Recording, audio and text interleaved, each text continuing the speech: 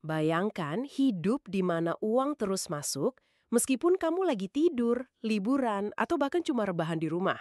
Itu bukan cuma mimpi, tapi konsep yang dikenal sebagai pendapatan pasif. Banyak orang salah paham. Mereka pikir pendapatan pasif itu cuma buat orang yang udah kaya duluan. Padahal ada banyak cara yang bisa dimulai dari nol asal tahu caranya. Hari ini kita akan bahas 13 sumber pendapatan pasif yang benar-benar bisa kamu miliki dan semuanya nyata, bukan teori doang. Kita mulai dari yang pertama, dividen saham. Ini cara paling klasik dan sudah terbukti selama puluhan tahun. Kamu beli saham perusahaan yang rutin bagi dividen, lalu setiap kuartal atau setahun sekali kamu dapat bagian dari keuntungan mereka. Contohnya Bank BCA, Telkom, atau Unilever, perusahaan yang sudah dikenal rajin bagi dividen. Menurut data BEI, beberapa saham dividen tinggi bisa kasih imbal hasil sampai 6-8% per tahun. Kalau punya modal 100 juta, dividen bisa kasih sekitar 6-8 juta setahun tanpa perlu kamu kerja lagi. Tapi tentu saja, perlu riset biar nggak salah pilih saham. Yang kedua, reksadana pendapatan tetap. Buat yang nggak mau ribet analisis saham sendiri, reksadana bisa jadi opsi. Dengan membeli reksadana pendapatan tetap, kamu mempercayakan uangmu ke manajer investasi untuk dikelola. Hasilnya, kamu dapat return yang stabil setiap tahun. Data dari OJK menunjukkan rata-rata return reksadana pendapatan tetap ada di kisaran 5-7% per tahun. Gampangnya, ini mirip kayak deposito, tapi potensinya bisa lebih besar dan kamu nggak perlu pusing mikirin kapan harus jual atau beli aset. Ketiga, properti sewa. Ini jelas sumber klasik juga, tapi tetap relevan. Banyak orang yang menyerahkan rumah, apartemen, atau ruko, dan tiap bulan uang sewa langsung masuk ke rekening. Contoh nyata, di kota-kota besar kayak Jakarta atau Bandung, sewa apartemen bisa mulai dari 3 juta sampai 10 juta per bulan, tergantung lokasi. Bahkan banyak orang yang memanfaatkan Airbnb untuk menyewakan properti harian dan hasilnya bisa lebih tinggi dibanding sewa bulanan biasa. Tentu ada modal di awal, tapi begitu properti tersewa penuh, ini bisa jadi pendapatan rutin tanpa harus repot kerja tiap hari. Keempat, obligasi atau SBN, surat berharga negara. Ini cocok buat yang mau main aman. SBN yang dijual pemerintah biasanya punya bunga tetap dan dibayar rutin, misalnya setiap 3 bulan. Pemerintah Indonesia rajin buka SBN retail kayak SBR dan ORI dengan bunga 5-6,5% per tahun. Ini hampir bebas resiko karena dijamin negara.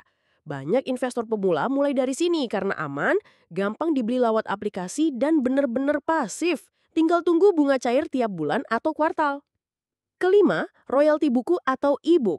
Kalau kamu punya kemampuan menulis, ini sumber yang menarik. Begitu bukumu terbit dan terjual, kamu dapat royalti setiap kali ada yang beli. Contoh nyata adalah Dei Lestari yang novelnya sudah diterbitkan ulang berkali-kali dan masih menghasilkan royalti sampai sekarang. Di era digital, kamu juga bisa terbitin e-book di platform seperti Gramedia Digital atau bahkan Amazon Kindle. Sekali kerja keras di awal, hasilnya bisa terus jalan lama. Keenam, YouTube. Banyak orang pikir YouTube itu cuma buat influencer besar, padahal nggak juga. Selama kamu bisa bikin konten yang menarik dan konsisten, penghasilan dari AdSense dan sponsor bisa jadi pendapatan pasif. Contoh paling jelas adalah konten-konten evergreen, misalnya tutorial Excel, cara masak, atau keuangan. Video seperti itu bisa ditonton terus bertahun-tahun dan tetap menghasilkan uang meski kamu nggak upload setiap hari. Ketujuh, affiliate marketing. Ini konsepnya simple. Kamu mempromosikan produk orang lain dan dapat komisi setiap ada pembelian lewat link yang kamu bagikan. Contohnya program affiliate Tokopedia atau Shopee affiliate yang sekarang lagi booming. Banyak creator yang bahkan nggak punya produk sendiri, tapi bisa hasilkan jutaan per bulan cuma dari link affiliate di media sosial atau blog. Kedelapan, aplikasi atau software. Kalau kamu punya kemampuan coding, bikin aplikasi atau software bisa jadi mesin uang. Misalnya aplikasi produktivitas atau game mobile yang dijual di Play Store. Ada contoh nyata developer Indonesia yang bikin aplikasi sederhana seperti kamus atau catatan keuangan, lalu dapat ratusan ribu download dan menghasilkan dari iklan maupun pembelian fitur premium. Kesembilan, paten atau hak cipta. Ini memang nggak semua orang bisa, tapi kalau kamu punya inovasi unik, misalnya desain produk atau teknologi, kamu bisa dapat royalti setiap kali orang menggunakan patenmu. Contoh nyatanya ada di industri musik juga. Musisi yang punya hak cipta lagu akan terus dapat royalti setiap kali lagu diputar di radio, Spotify, atau dipakai di iklan. Ke-10, deposito berjangka.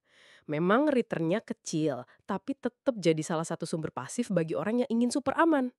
Dengan deposito, kamu taruh uang di bank dan setiap bulan dapat bunga yang langsung masuk rekening.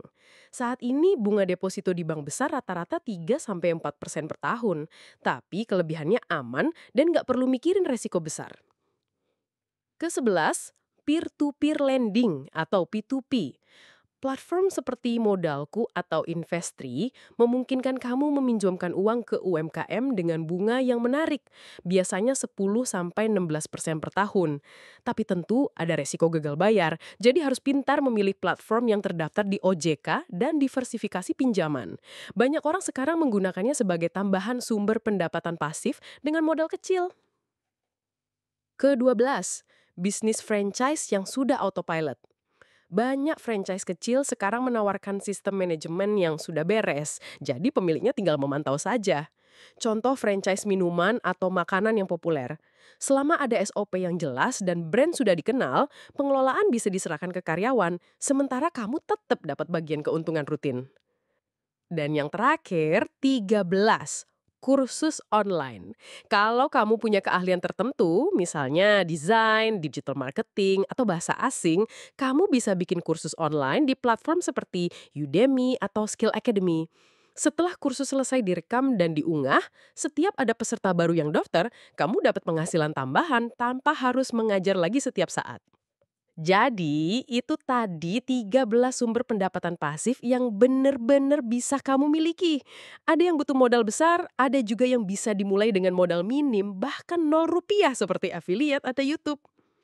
Intinya, pendapatan pasif itu bukan cuma buat orang kaya. Semua bisa mulai dari kecil. Yang penting konsisten dan paham resiko di setiap pilihan. Kesimpulannya, jangan tunggu sampai kaya dulu baru cari pendapatan pasif. Justru, pendapatan pasif bisa jadi cara buat kamu mencapai kebebasan finansial lebih cepat.